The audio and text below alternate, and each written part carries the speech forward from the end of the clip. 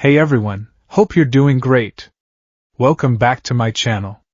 In today's video, we'll dive into what if Deku was reborn in the world of demon slayers. Smash that subscribe button, and be sure to peek at the description below. Let's begin. Part 1, the white-hot zenith. The world was screaming, not with voices, but with the shriek of tortured steel, the groan of collapsing concrete, and the deafening, reality-tearing roar of power unleashed. At the epicenter of it all stood Izuku Midoriya, the number one hero, Deku. He was no longer the freckled, teary-eyed boy who had inherited a sacred torch. He was the torch itself, burning with the accumulated light of 9 generations. His body was a ruin.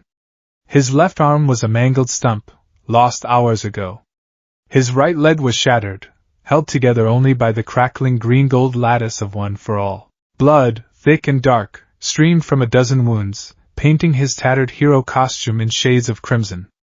But his eyes, twin emeralds ablaze with incandescent power, were fixed on the monstrosity before him. Tamura Shigaraki, or what was left of him, was a god of decay. Fused with the original body of All for One, he was a living cataclysm, a vortex of stolen quirks and nihilistic rage that had already turned half of Japan to dust. Cities were craters, mountains were valleys, and the sky wept ash. "It's over," symbol of peace, the thing that was Shigaraki rasped, its voice a chorus of stolen cries and mocking laughter. "You saved no one. Look around you. This is my masterpiece. A world wiped clean. No more heroes.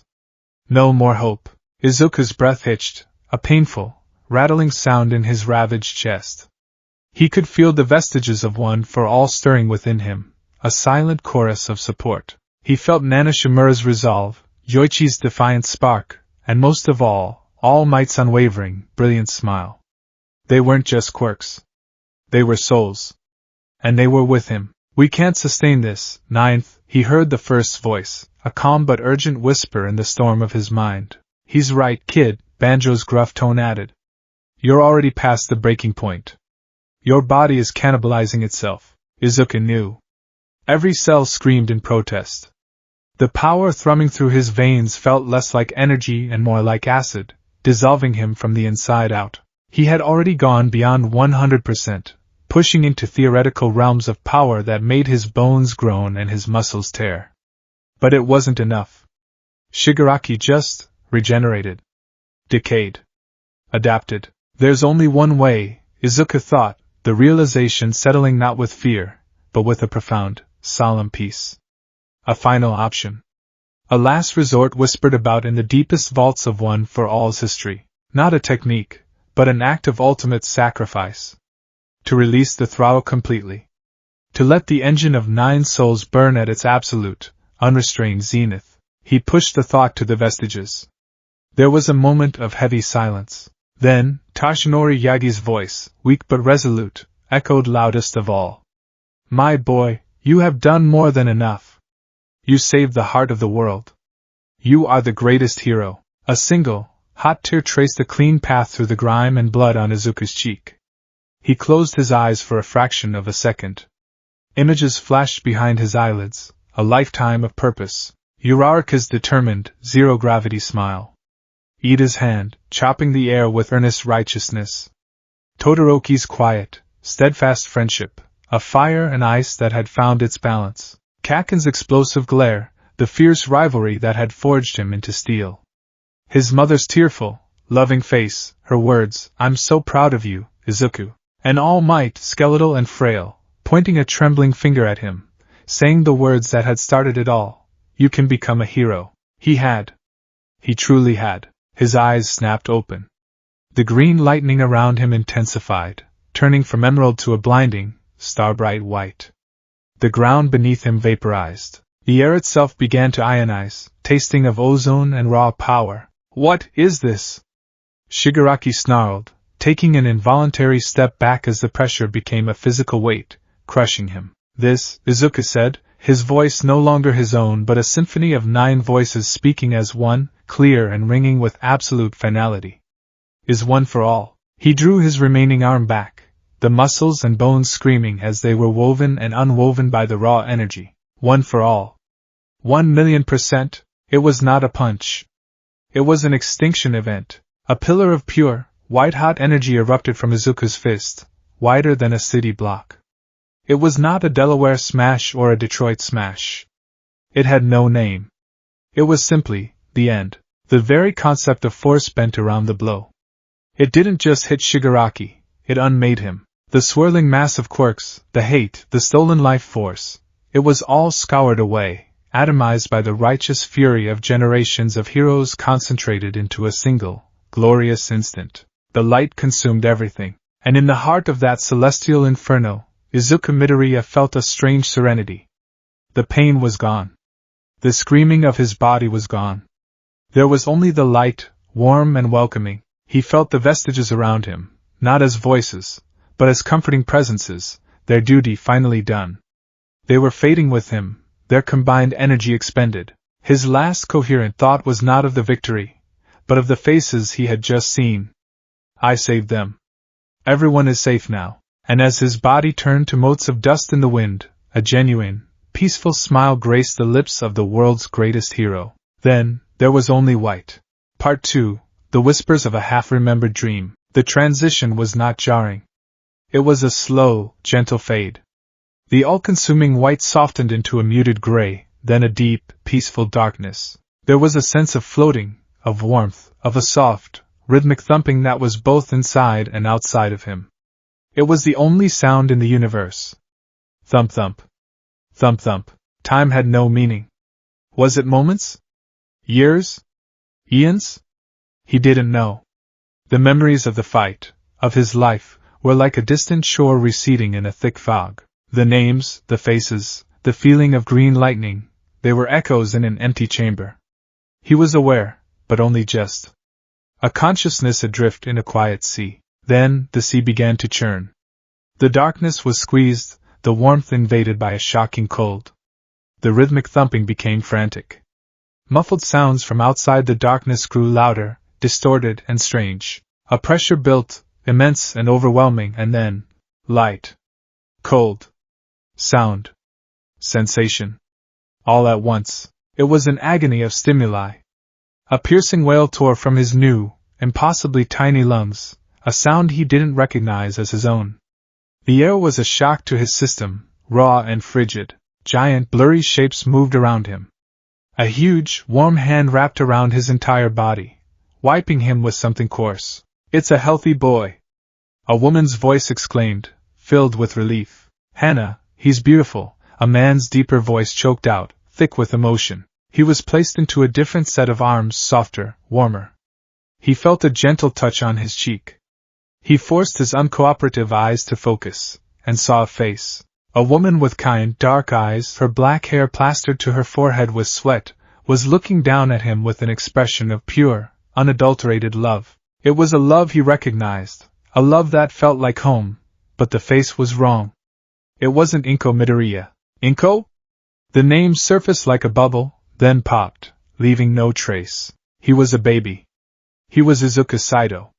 And for the next few years, his past life was nothing more than a persistent, confusing dream. He grew up in a small, wooden house nestled at the foot of a mountain, surrounded by a forest of towering cedar trees. His father, Kenji Saito, was a woodcutter, a sturdy, quiet man with calloused hands and a laugh that rumbled like shifting stones. His mother, Hana Saito, was a weaver, a gentle soul with nimble fingers who could turn simple thread into intricate patterns of cranes and flowers. Their world was small, peaceful, and filled with love.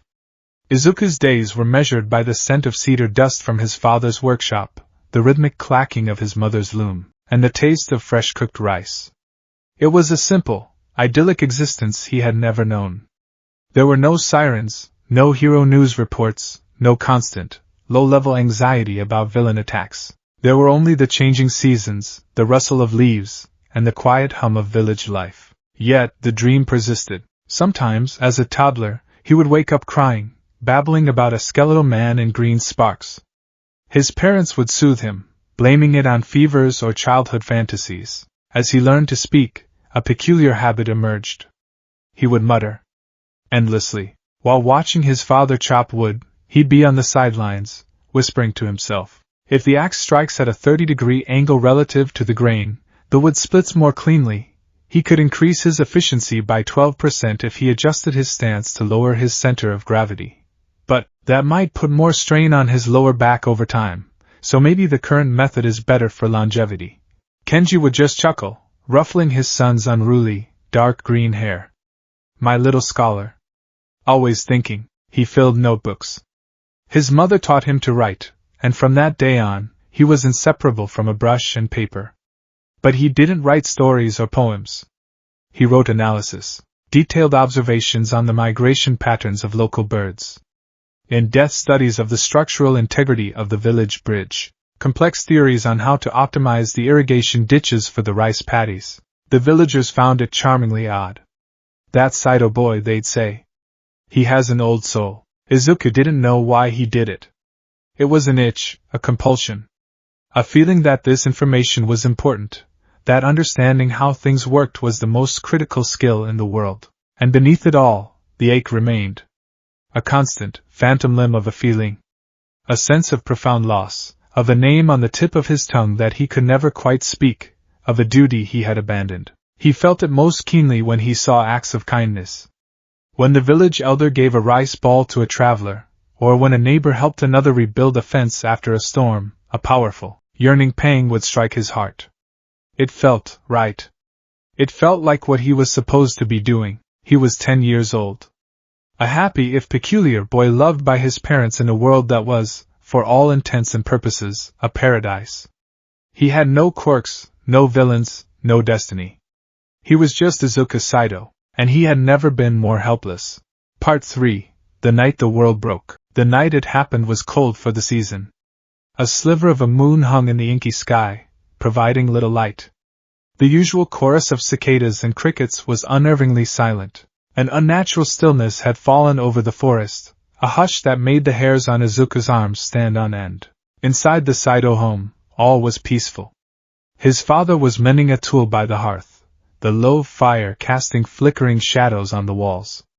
His mother was humming softly, patching one of Izuku's shirts. Izuku himself was at their small wooden table, hunched over a new notebook, sketching the internal mechanisms of a water wheel he'd seen in a nearby town, muttering about fluid dynamics. Izuku, it's late, Hana said, her voice a gentle chiding. You'll strain your eyes. Just one more minute, Mama, he replied, not looking up. I think I figured out how to increase the torque without changing the flow rate. That's when he heard it. A sound that didn't belong.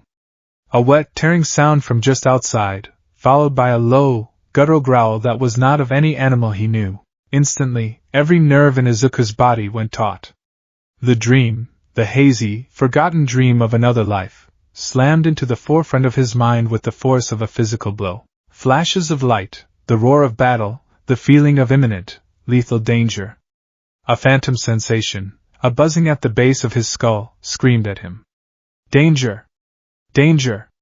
Get out, Papa? Izuku's voice was a small, trembling whisper. Kenji had heard it too. He set his tool down slowly, his face grim. He stood up and took a heavy wood axe from its place by the door. Hana, take Izuku to the back room. Barricade the door. Kenji, what is it? She asked, her voice laced with fear. Before he could answer, the front door of their simple home didn't just open, it exploded inward, ripped from its wooden hinges as if it were paper.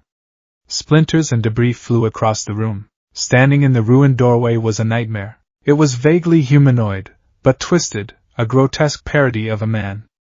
Its limbs were too long, bending at angles that defied anatomy. Its skin was a pale, waxy gray, and its eyes, 4 of them, arranged in a diamond pattern, glowed with a malevolent, hungry red. A wide, lipless mouth stretched across its face, filled with needle-sharp teeth, drool thick as tar dripping from its chin. F found you, it gurgled, its voice like stones grinding in mud. Smelled the rare blood from the village, so delicious. The analytical part of Izuku's mind, the part born of a heroic past, took over, overriding his terror. Threat assessment, unknown. High physical strength. Motivation, predation. Objective, survive. Protect family. Papa, the table! Izuku screamed, his child's voice high and shrill. He pointed a trembling finger. Flip it! Create a barrier. A bottleneck at the door. Mama, the oil lamps. Throw them. His parents stared for a half-second, shocked by the command in their son's voice. But the raw, primal fear the creature inspired spurred them to action. Kenji, with a roar of effort, heaved the heavy wooden table on its side, creating a crude barricade. Hana fumbled for the clay oil lamps. The demon just chuckled, a horrible, wet sound. Clever little meal. It moved. It wasn't a run, it was a skittering, unnatural scuttle. It flowed over the barricade like liquid, its long limbs finding purchase with sickening clicks. Kenji swung his axe with all the might of a man who split logs for a living. The blade, meant for dead wood, met the demon's arm with a dull thud, barely scratching the waxy skin. The demon's arm shot out, faster than sight. It grabbed the axe handle and wrenched it from Kenji's grasp, snapping the thick wood with a deafening crack. "Papa!" Izuku shrieked. His heroic mind provided the strategy, a perfect countermaneuver. Dodge left, strike at the knee joint, force it off balance. But his body wouldn't obey. His 10-year-old legs were frozen in place, trembling uncontrollably. He was small, weak, powerless. The chasm between the hero in his head and the terrified child in reality was an uncrossable, soul-crushing abyss. It was the helplessness of his quirkless childhood all over again, but magnified 1,000 times, because this time, he knew what he should be doing. The demon swatted Kenji aside. He flew across the room and hit the wall with a sickening crunch. He slid to the floor, unmoving. "Kenji!" Hana screamed, her terror giving way to a desperate rage. She threw the lit oil lamp. It shattered against the creature's chest, flames licking up its torso. The demon hissed in annoyance, patting out the small flames with a casual, bored motion. Annoying. It was in front of her in an instant. Izuku saw it all in horrifying slow motion. His mother's terrified, beautiful face. The demon's claws, long and black, descending. He tried to scream, to run, to do anything, but his body was a prison. He watched as the demon killed his mother. He was forced to watch. The warm, coppery scent of blood filled the small house, an odor that would be seared into his memory for eternity. The world narrowed to a pinprick of pure, undiluted horror. He felt something inside him shatter. The demon, finished with its meal, turned its 4 glowing red eyes towards the last living thing in the room. The small, trembling boy with the strange, dark green hair. "Now for dessert," it gurgled, starting towards him. That's when the broken thing inside Izuku was replaced by something else. A white-hot, defiant rage. The terror was still there, a freezing coat of ice over his heart, but beneath it, a fire ignited. The fire of a hero who had died saving the world, who had sacrificed everything to protect the innocent. He wouldn't die cowering. He scrambled backwards, his hand closing around a jagged piece of wood from the broken door frame. It was a pathetic weapon, a splinter against the storm. But it was something. He got to his feet, his small body shaking like a leaf, and planted himself between the approaching monster and the still forms of his parents. Tears streamed down his face, hot and fast, but his expression was one of furious defiance. He held the piece of wood like a knife, his knuckles white. The demon paused, head cocked. It seemed amused. "Brave little morsel. You think that can stop me? You won't touch them," Izuku choked out, the words ripped from his throat. The demon laughed, a sound that would haunt his nightmares forever. It raised a clawed hand, ready to end the boy's futile resistance. This was it. He had failed. He had failed his first family, and now he had failed his second. He was useless. Powerless. A Deku. But just as the claw began to descend, a new sound cut through the air. It wasn't a growl or a scream. It was a sharp, clean hiss, like water rushing over stone, a blur of motion. A flash of blue and white. A figure moved past Izuku, so fast he was little more than a whisper of wind. The figure wore a cloud-patterned haori and, most strikingly, a red tengu mask that covered his entire face. In his hand was a blade that seemed to catch the faint moonlight, gleaming with a cold, deadly purpose. Water-breathing, first form, water surface slash. The swordsman didn't seem to exert any effort. It was a single, fluid, horizontal slice. The air itself seemed to part for the blade. The cut was so clean, so perfect, that for a moment, nothing happened. The demon froze, its claw inches from Izuku's face. It blinked its 4 eyes, a look of confusion on its grotesque features.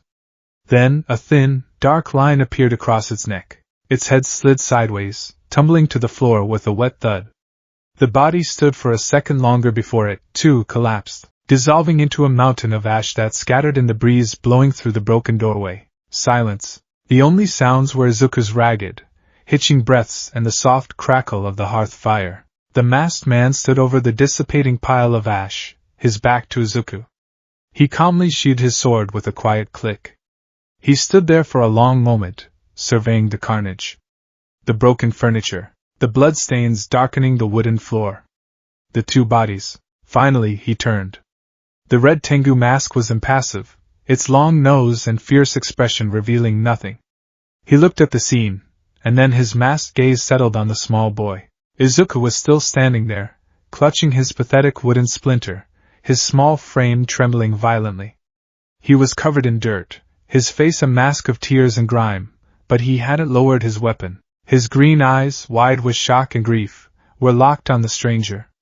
They were the eyes of a child who had just witnessed the end of his world. The swordsman, Sakanji Urokodaki, had seen this sight too many times. A family slaughtered. A lone, traumatized survivor. He expected the boy to collapse, to break down into incoherent sobbing now that the danger was past. But the boy didn't. He stood his ground, his small body a bastion of hopeless, heroic defiance over the bodies of his parents. And in those tear-filled emerald eyes, Urokodaki saw it. It wasn't just fear. It wasn't just grief. It was a fire. A blazing, indomitable spirit that refused to be extinguished, even in the face of absolute despair. It was the rarest thing in the world. The old man's heart, hardened by decades of loss and battle, felt an unfamiliar twinge. He took a slow step forward. Izuku flinched but did not retreat. Boy, Urokodaki's voice was gruff, muffled by the mask, but not unkind. It is over. You are safe now. The words seemed to break the spell. The piece of wood fell from Izuku's numb fingers. His legs finally gave out, and he collapsed to his knees. A great, shuddering sob tore through him, a sound of such profound agony that it seemed to shake the very foundations of the broken house. Urokodaki walked over and knelt before the weeping child. He reached out a hand, not to touch him, but simply to offer a presence in the overwhelming emptiness. "What is your name, child?"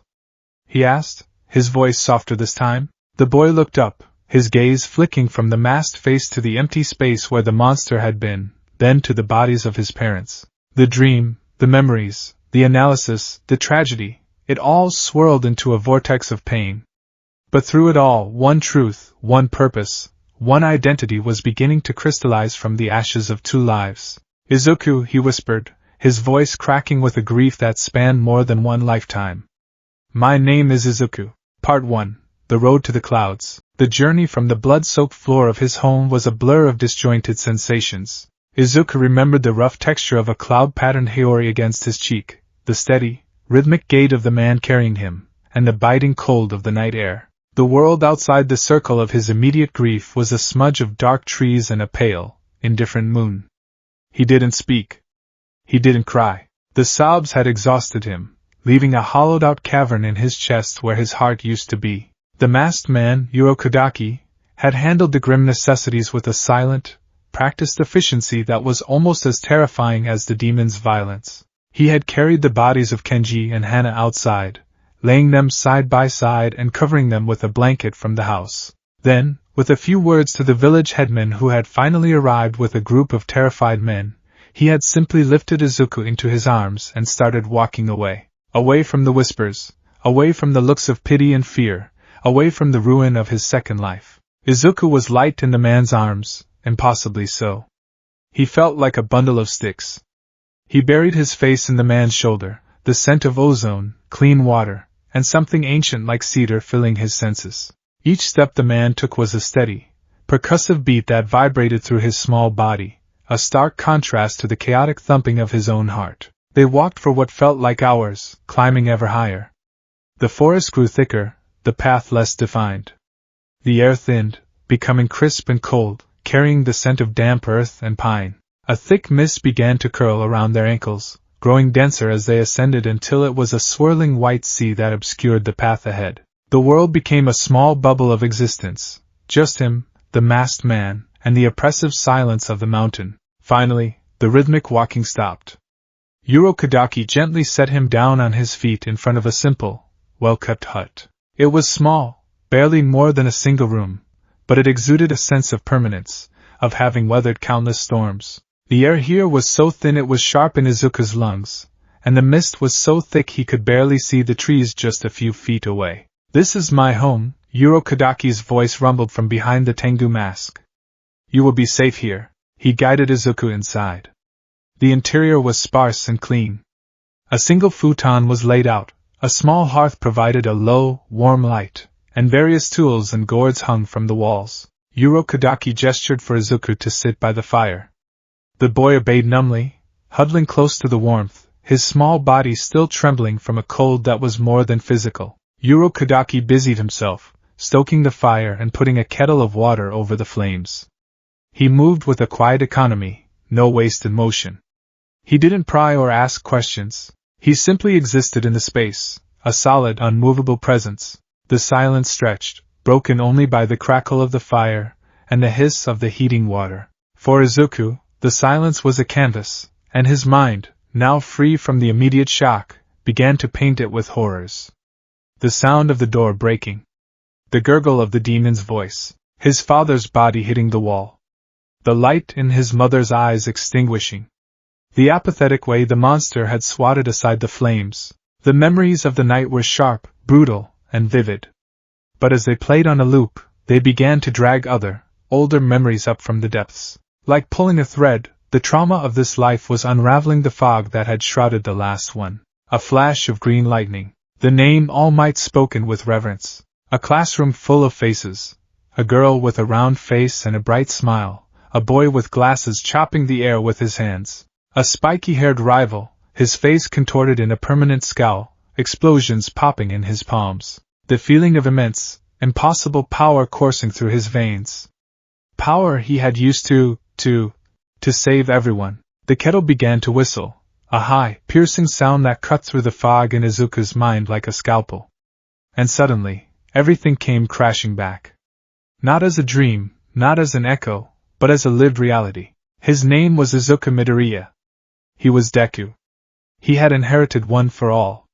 He had fought Shigaraki. He had died. He had died with a smile, knowing he had saved them all. And then he had woken up here. As a baby. Helpless. He had been given a second chance at a peaceful life. A life with a family who loved him. A life away from the crushing weight of being a symbol. And he had failed. He had watched them die, just as powerless as he was that day in the sludge villain's grip, before he had ever met All Might. The weight of 2 lifetimes of failure crashed down on him at once. A choked, strangled sound escaped his throat. It wasn't a sob. It was the sound of a soul breaking. Urokodaki turned from the fire, a cup of tea in his hand. He saw the look in the boy's eyes had changed. The numb shock was gone, replaced by a horrifying, ancient agony that no 10-year-old should ever possess. The old swordsman sighed softly, a sound of profound weariness. He walked over and sat opposite Izuku. Then, with a quiet scrape of wood on wood, he did something unexpected. He reached up and removed the red Tengu mask. The face beneath was not monstrous. It was the face of a kind, old man. His features were gentle, though his eyes were sharp and discerning, framed by deep lines etched by time and sorrow. A prominent scar ran down his right cheek, a testament to a life of conflict. He looked at Izuku, his expression one of weary compassion. "The shock is passing," Urokodaki said, his voice clearer now, but still deep and gruff. "The pain is setting in. Let it. Do not fight it." Seeing the kindness in the old man's face, the simple act of human connection after so much inhumanity, was the final key. The dam inside Izuku didn't just break, it detonated. "I failed," he stammered, the words tumbling out, tripping over each other. He wasn't just talking about Hana and Kenji. He was talking about everything. "I was supposed to save them. That's my job. I'm a hero." He began to hyperventilate, his small chest heaving. Quirks. All for one, he was too strong. I had to use 1,000,000%. It was the only way. I died. I remember dying. His voice rose to a hysterical shriek. He clawed at his own green hair, his eyes wild with a panic that was utterly unhinged. I was Deku. The #1 hero. I had one for all. All Might gave it to me. It's a power passed down, to fight evil, to save people with a smile. But I don't have it anymore. It's gone. I'm just me. I'm quirkless again. He was sobbing uncontrollably now, fat tears carving paths through the grime on his face. And the demon came, and I knew what to do. My mind, it told me. Dodge here, strike there, create a diversion. The strategies were all there. But my body wouldn't move. I was just a useless, scared little kid. I watched them die. I watched my family die again. What's the point of having a hero's soul if I don't have the power to back it up? What's the point of being me? He dissolved into a mess of frantic, incoherent babbling, a torrent of names and concepts that made no sense. Kaken. Uraraka-san. Shigaraki. Nana Shimura. I'm sorry, I'm so sorry. Urokodaki listened. He listened to every word. He did not understand quirks or All Might. He did not know what a Deku was. The story of another world, of superpowers and a heroic death, sounded like the delirious ravings of a mind shattered by trauma. Any other person would have dismissed it as madness, a fantasy world constructed to cope with an unbearable reality. But Urokodaki was not any other person. He was a master of reading the human heart. He looked past the impossible words and saw the soul beneath them. He saw the boy's grief, which was as real and as vast as the ocean. He saw the conviction, a core of tempered steel forged in a fire he couldn't comprehend. He saw the staggering weight of a responsibility that was crushing this small child's spirit. The words were madness. The feeling behind them was the purest truth he had ever encountered. He let Izuku cry until the boy's frantic energy was spent, until the sobs subsided into ragged, gasping breaths. He simply sat there, a mountain of patience, letting the storm pass. When Izuku was finally quiet, exhausted and limp by the fire, Urokodaki spoke. His voice was calm and steady, an anchor in the boy's turbulent sea of grief. I do not understand your words, Izuku, he said slowly, choosing each one with care. This one for all, these quirks, they are foreign to me. Perhaps they are tales from a fever dream brought on by your pain. Izuku opened his mouth to protest, but Urokodaki held up a hand. However, he continued, his gaze firm and unwavering. I do not need to understand your story to see your spirit. I hear a boy who believes his sole purpose is to protect others. I see a soul that carries the weight of 1,000 failures, real or imagined. I see a fire in you that burns brighter than any I have seen in a long, long time. What you call a hero's soul. I recognize it. It is the will to stand between the weak and the things that prey upon them. He leaned forward slightly. You say you are powerless. You are wrong. You stood your ground against a demon, armed with nothing but a splinter of wood and your own heart. That is not powerlessness. That is the very definition of courage. Izuku stared, his tear-filled green eyes wide. This old man, he didn't think he was crazy. He understood. Not the details, but the core of it. The part that mattered. Those creatures, the one that killed my family, Izuku whispered, his voice hoarse. What was it? It was a demon, Urokodaki answered plainly. Creatures of the night that devour humans to survive and grow stronger. They are nigh invincible. They can only be killed by sunlight, or by a special blade wielded by a demon slayer. A demon slayer. Izuku repeated the words, tasting them. It was a title, a purpose. Like hero. He looked at Urokodaki, a new light beginning to dawn in his devastated eyes. The fire that had been sputtering and dying was being fed new fuel. His path wasn't over. His heroic journey hadn't ended in that blaze of glory. It had just begun again, from a new, cruel starting line. He scrambled forward onto his knees and, with a strength that surprised them both, bowed his head to the floor, his forehead pressing against the wood. It was a gesture of absolute, desperate supplication. Please! Izuku's voice was thick with emotion, but clear and resolute. Please, Urokodaki-san. Train me. Teach me how to be a demon slayer. He lifted his head, his eyes locking with the old master's. It's not for revenge. Revenge won't bring them back. It's so no one else has to feel this. So no other little boy has to watch his family get torn apart while he just stands there, useless. I need to be strong enough. I need to be able to save them. It's the only thing I know how to do. Please, let me be a hero again. Urokodaki studied the boy for a long, silent minute. He saw the desperate plea, but beneath it, he saw the unwavering resolve he had first glimpsed in the ruins of the boy's home. This wasn't a child's whim. This was a soul declaring its immutable nature. To deny this boy this path would be a cruelty greater than any demon's. It would be to deny him the very reason for his existence. The path of a demon slayer is one of unbearable hardship and constant suffering, Urokodaki warned, his voice grave. The training will break your body. The battles will break your spirit. Most who attempt it do not survive. Are you prepared for that? Izuku looked at the memory of his mother's smile, then at the phantom feeling of one for all burning him away from the inside out. Hardship? Suffering? He was born from it. Forged in it. I am, Izuku said, his voice quiet but as solid as bedrock. Sakanji Urokodaki closed his eyes and let out a long, slow breath. He had taken on many students. Many had died. He had sworn he might not take another. But this boy was different. Very well, he said. Get some rest. Your training begins at dawn. And it will be hell. Part 2. The cruel irony of a powerless body. Hell was an understatement. Izuku awoke before the sun, the ingrained discipline of his past life pulling him from a shallow, nightmare-plagued sleep.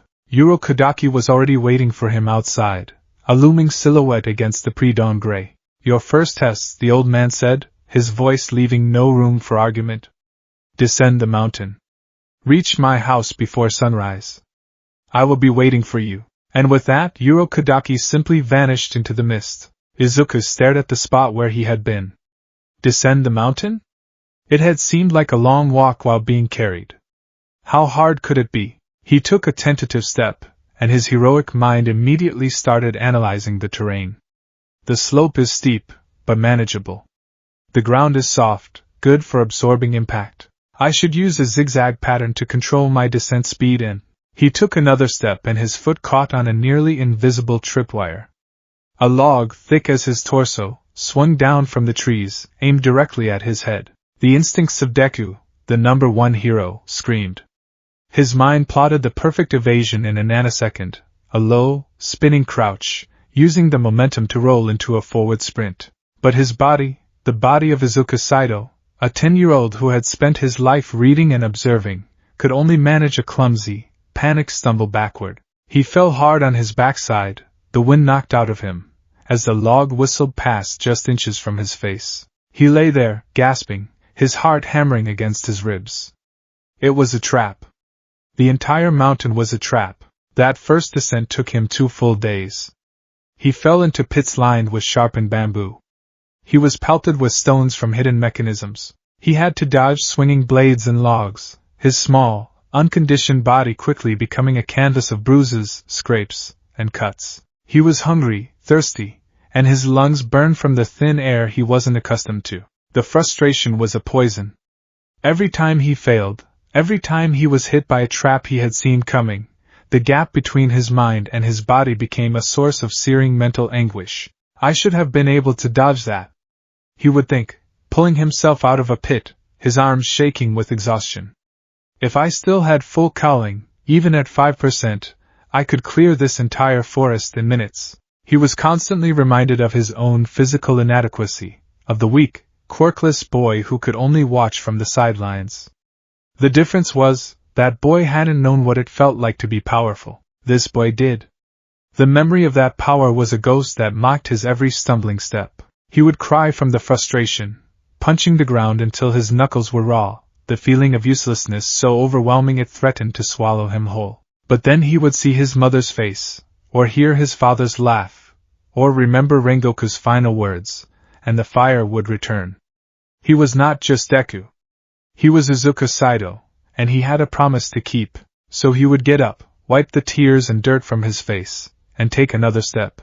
When he finally stumbled back to the hut, long after the sun had set on the second day, he collapsed at Urokadaki's feet, a shivering, bruised mess. "You are slow," was all Urokadaki said, before handing him a bowl of rice porridge, and so it began. Every day was a new form of torture designed to push his body past its absolute limits. Sprints through the trapped forest, hours of holding his breath underwater until his lungs felt like they would burst, endless sword-swinging practice with a blade that was far too heavy for him, until his arms felt like they would fall off and his palms were blistered and bleeding. He failed. Constantly. His swings were clumsy, his stamina was pathetic, and his body screamed in protest. The muscle memory from his past life, accustomed to the explosive, power-based movements of One for All, fought against the fluid, precise motions Urokadaki demanded. "Your form is rigid!" Urokadaki would shout, striking him with a wooden sword.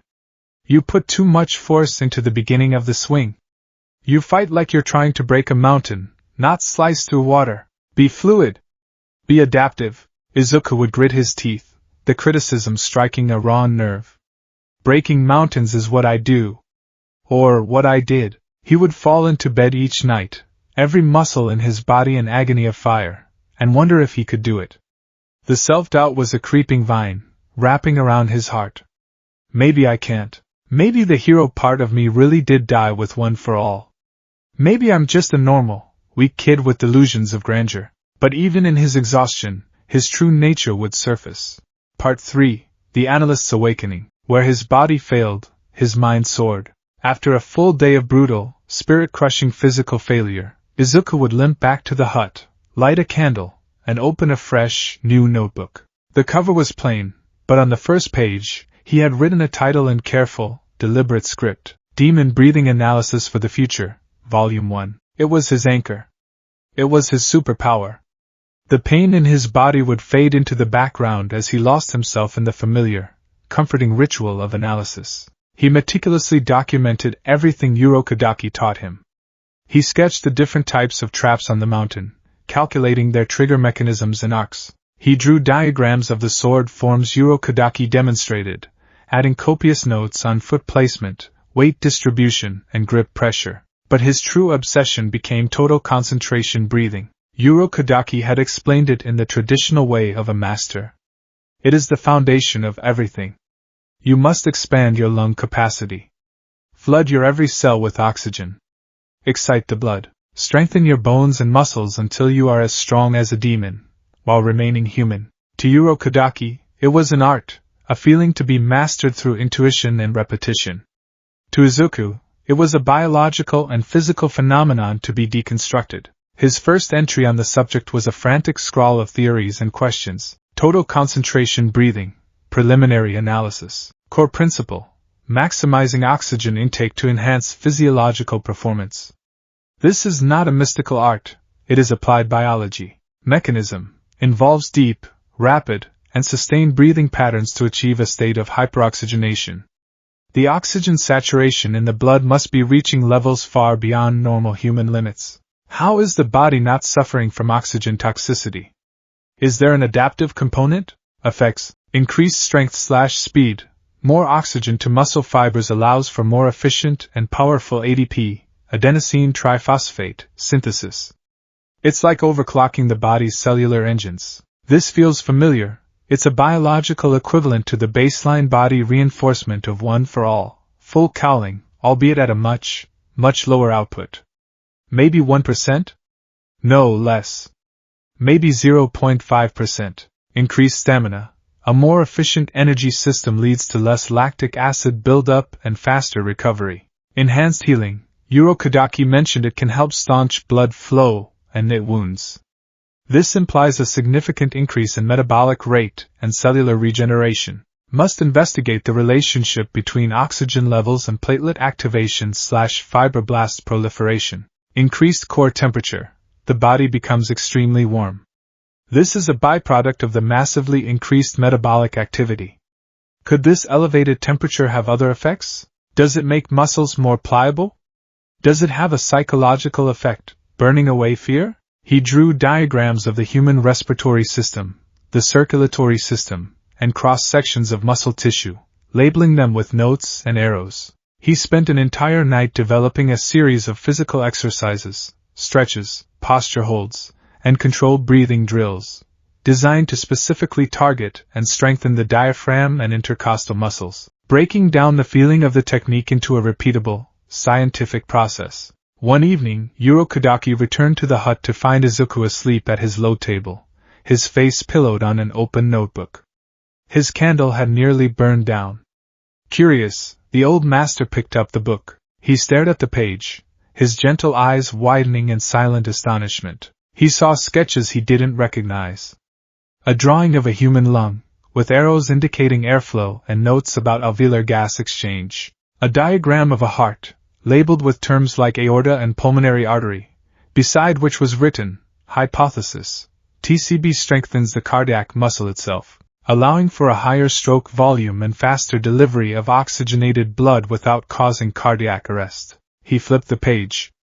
It was a detailed breakdown of the 10 forms of water breathing, but analyzed in a way he had never conceived. Water breathing, first form, water surface / analysis, a single, high-speed horizontal / requires minimal wind-up. Focus is on generating maximum torque from the hips and core, not the arms. The sword acts as a focal point for the body's rotational energy. Physics, F equals ma. To increase the force, F, of the cut, one must either increase the mass of the blade, not practical, or increase its acceleration, A. The acceleration is generated by a kinetic chain starting from the feet, up through the legs and torso. The arm is just the final link. The fluidity Urokodaki-sensei speaks of is likely a reference to a perfectly efficient transfer of energy through this chain. Improvement, must practice core rotation exercises. Medball twist from my old life would be perfect. Need to find a heavy, round rock. Urokodaki slowly closed the notebook and placed it back on the table. He looked from the book, filled with a level of clinical, scientific detail that was centuries ahead of its time, to the small, bruised boy sleeping peacefully amidst his obsessive work. He had trained dozens of students. Some were talented, some were strong, some were determined. But this was something else entirely. Izuku wasn't just learning the techniques. He was dissecting them, reverse engineering them, understanding them on a fundamental level that even Urokodaki, a master of the craft, had never considered. The boy's body was weak, fragile, and clumsy. It was a liability, but his mind was a weapon. A Nichiren blade of unparalleled sharpness. Urokodaki walked over to the sleeping boy and gently draped a blanket over his shoulders. A rare, almost imperceptible smile touched the old master's lips. The path ahead would still be hell. But for the first time, Sakanji Urokodaki felt a flicker of something he hadn't felt in a very long time. It was the certainty that this strange, broken boy from another world was not just going to survive the training. He was going to revolutionize it. Part 1. The River and the Rock. A year had passed since Izuku had first set foot on Sagiri Mountain. The boy who had arrived as a fragile, traumatized twig had been systematically broken down and rebuilt. The mountain, with its cruel traps and unforgiving slopes, had become his gymnasium. The thin air that once burned his lungs was now a familiar companion, feeding the fire he constantly maintained within his body. He had mastered total concentration breathing. It had not come to him as an instinct or a feeling. It had come as a problem to be solved. His notebooks, now numbering in the dozens, were filled with diagrams of the diaphragm, charts tracking his heart rate during exertion, and complex theories on cellular respiration. He had approached the legendary technique of the demon slayers not as a warrior, but as a scientist. Through sheer, obsessive analysis and force of will, he had reverse-engineered the art. He had conquered his own biology. Now, total concentration, constant, was second nature. A low, steady hum of power thrummed through him day and night. His body had transformed. The soft roundness of childhood had been burned away, replaced by lean, wiry muscle, corded and dense. He was still small for his age, but he moved with a newfound economy and power. He could run for hours without tiring, his senses felt sharper, and the perpetual cold of the mountaintop no longer bit at his skin. He was, for all intents and purposes, a superhuman in the making. He had built the engine. The problem was, he couldn't drive. Wrong.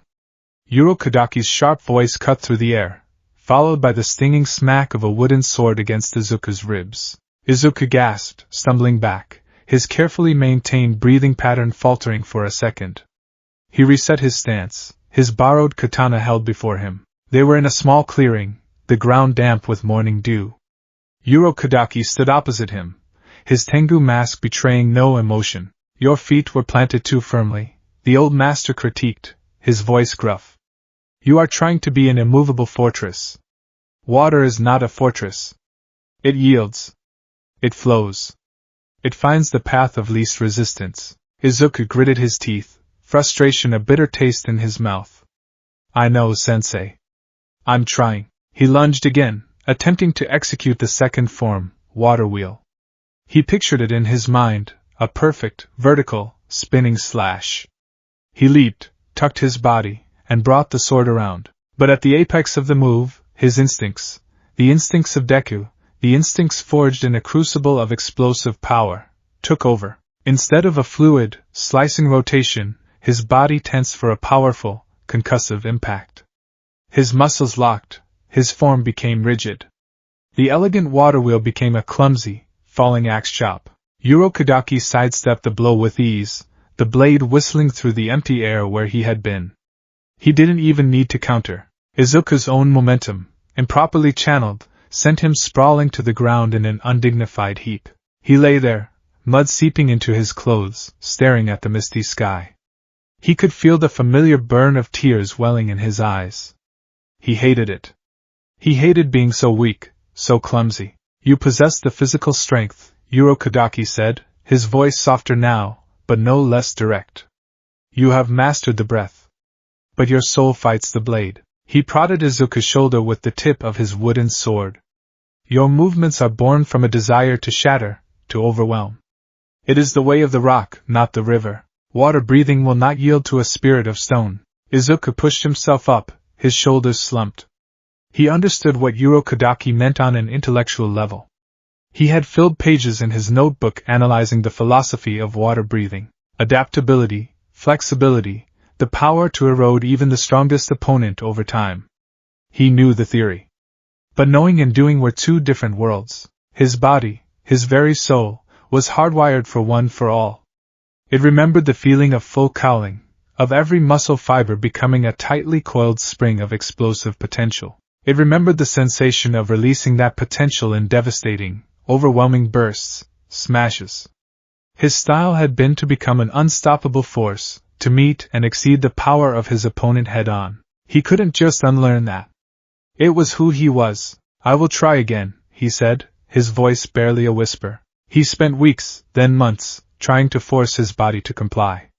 He would practice the forms by the mountain stream, trying to mimic the flow of the water. He would meditate under waterfalls, hoping the constant, yielding pressure of the cascade would teach him its secrets. But every time he held a sword, every time he faced a target, his core would tense, his muscles would bunch, and his fluid slice would become a rigid chop. He was a hero trying to learn the art of an assassin, and the two were fundamentally incompatible. One morning, after a particularly frustrating session where he had nearly snapped his practice sword by putting too much force into a simple parry, Urokadaki led him to the edge of the training grounds. There, nestled amongst the towering cedars, sat a boulder. It was enormous, larger than the hut they lived in, a hulking gray mass of solid stone that seemed to absorb the very light around it. It was smooth, ancient, and utterly immovable. Your training is at its end, Urokadaki said, his masked face turned towards the great stone. There is nothing more I can teach you about the fundamentals. All that remains is for you to prove you have truly learned. Izuku's heart hammered in his chest. This was it. The final test. With the techniques I have taught you, Urokadaki declared, his voice echoing with finality, split this boulder. When you have succeeded, I will allow you to go to the final selection. And with that, he turned and walked away, disappearing into the mists, leaving Izuku alone with the impossible task. Part 2, The Whispers on the Wind. 6 months. For 6 agonizing months, the boulder was Izuku's entire world. It was his training partner, his adversary, and his confessor. It was a silent, gray monument to his failure. His first attempts were born of pure, desperate frustration. He abandoned the water-breathing forms entirely and defaulted to what he knew, overwhelming force. He would take a deep, shuddering breath, focus all his TCB-enhanced strength, and bring his sword down with a full-bodied smash. The result was a jarring shockwave that shot up his arms, rattling his teeth and making his bones ache. The sword, a real katana Urokodaki had given him for this task, would bounce off with a loud, metallic clang, leaving not so much as a scratch on the stone's surface. He only succeeded in denting his blade and bruising his spirit. He switched back to water breathing. He practiced the 10 forms endlessly, his movements becoming more and more precise. He would stand before the boulder, close his eyes, and visualize the perfect slice. He'd execute the first form, water surface slash, his blade a blur. It would scrape against the stone with a shower of sparks, carving a shallow, inch-long groove before skidding off. It wasn't enough. It was never enough. The passing days bled into weeks, the weeks into months. His hands, once soft, were now a mass of calluses and scars. His simple blue yukata was worn and patched. The frustration mounted, becoming a corrosive acid in his soul. The boulder began to mock him, its silent, unyielding presence a constant reminder of his inadequacy. He filled notebooks with calculations. He analyzed the tensile strength of granite. He drew diagrams of stress fractures and resonant frequencies. He tried striking the same point over and over, hoping to weaken it. He tried different angles, different forms, different times of day. Nothing worked. The despair was a familiar, cloying blanket. It was the same feeling that had haunted his quirkless childhood. The feeling of being fundamentally broken, of trying his absolute hardest, and still not being good enough. Deku, he whispered to himself one evening, curled up at the base of the boulder as snow began to fall, dusting his green hair with white. I'm still just a useless Deku. He punched the cold, unfeeling stone, his voice a choked sob. Why can't I do it? I'm stronger. I'm faster. I can maintain the breath. Why isn't it enough? Because you're trying to be someone you're not. The voice was soft, gentle, and seemed to come from the wind itself. Izuku's head snapped up. Standing atop the boulder, her feet making no sound, was a young girl. She had black hair and kind eyes, and wore a floral-patterned kimono. A fox mask, its features painted with blue flowers, was fixed to the side of her head. Izuku stared, his mouth agape. Who are you? I'm Makomo, she said with a gentle smile. He is watching over you too. Izuku followed her gaze. Leaning against a nearby tree, arms crossed, was a boy with peach-colored hair and a scar by his mouth. He wore a stoic expression, and a fox mask with a sunburst pattern was perched on his head. Sabito, Makomo supplied. Izuku's analytical mind whirred. They're not real. They can't be. Their scent, it's faint, like old paper and dried flowers. Hallucinations? Spirits? Urokodaki's other students? Urokodaki-sensei talks about you sometimes, Makomo continued, her voice dreamy. The strange boy with the old soul. The one who thinks his way through everything. She hopped down from the boulder, landing as lightly as a falling leaf. Your problem is simple. You have all the pieces. You just keep trying to put them together in the wrong shape. You have mastered the total concentration part. But you haven't understood the breathing part. It has to be a part of you, not just a tool you use. Over the next few weeks, Makomo became his ethereal coach. She would appear while he trained, offering quiet, cryptic advice. She corrected his posture, not with force, but with gentle guidance. Your shoulders are too tight, she'd say, her voice a whisper. You're holding all your fear there. Let it go. You swing with your arms, but the breath comes from your center. Let the power flow from your belly, not your biceps. Sabito, on the other hand, just watched, his expression a mask of disapproval. He never spoke, but his silent judgment was louder than any criticism. Izuku's forms became more fluid under Makomo's tutelage. His water surface slash was cleaner, faster. But still, when he faced the boulder, he failed. The final ounce of power, the intent to cut rather than break, eluded him. One night, after another failed attempt that left his whole body aching, he found Sabito blocking his path back to the hut.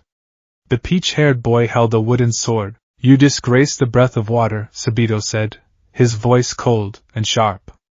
"All that training. All that potential. Wasted." Izuku bristled.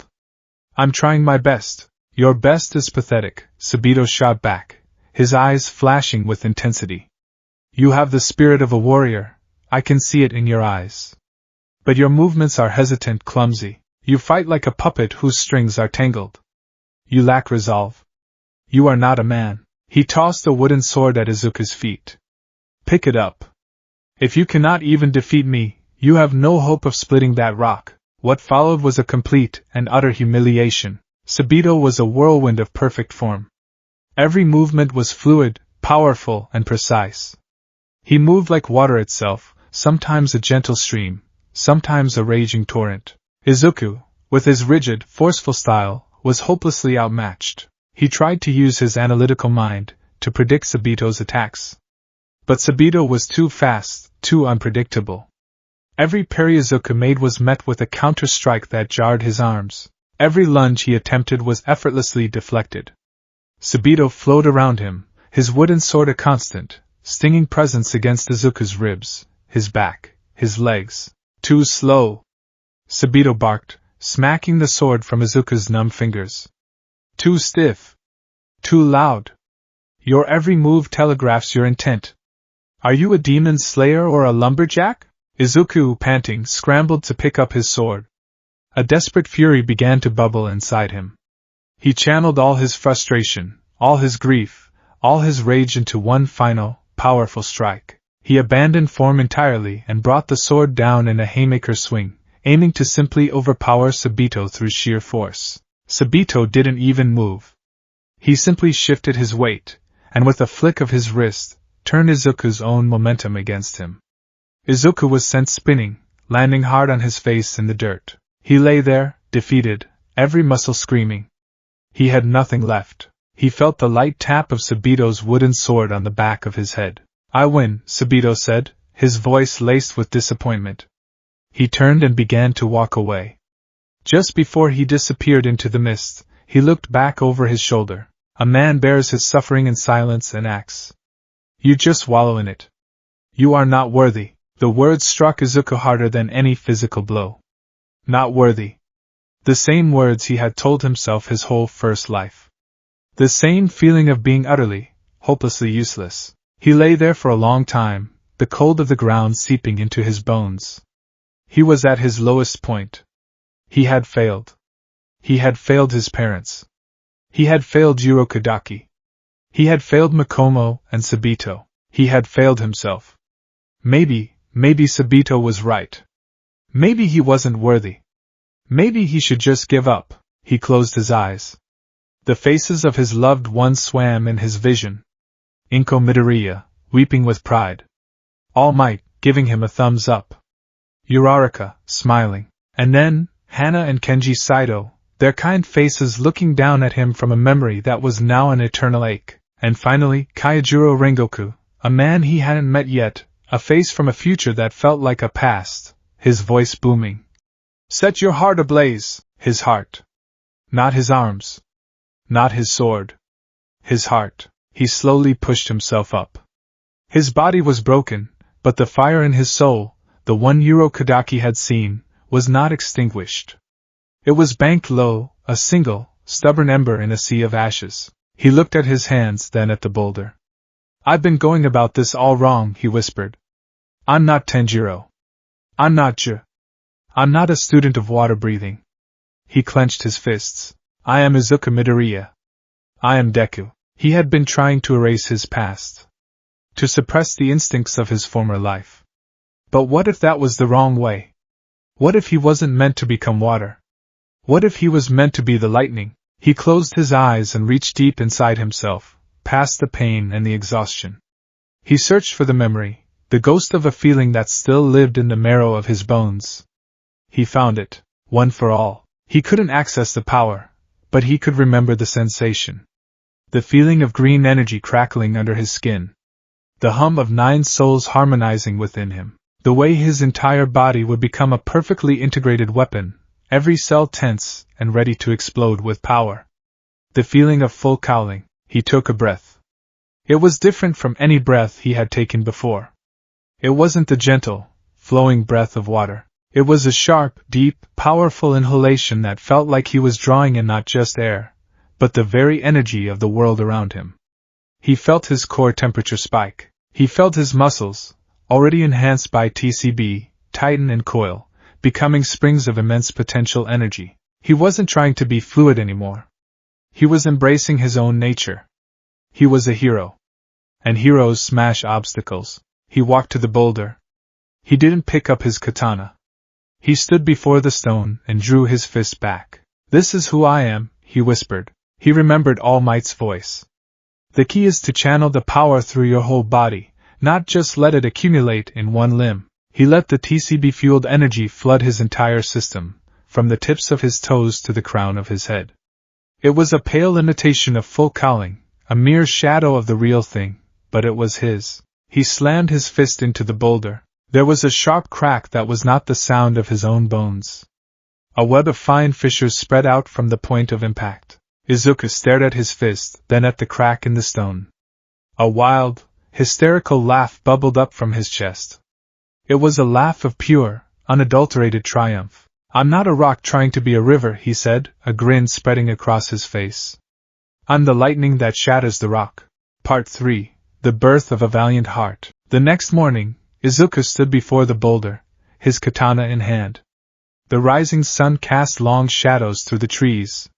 He was calm. The doubt and frustration of the past year had been burned away, replaced by a cold, clear certainty. He would not be performing the water-breathing forms. He took his stance. It was not the elegant, flowing posture Urokodaki had taught him. It was lower, wider, more grounded. His knees were bent, his body coiled like a spring. It was a stance born from a memory, the stance of full cowling, adapted for a sword. He took a deep, powerful breath, the one he had discovered the night before. The air hissed between his teeth.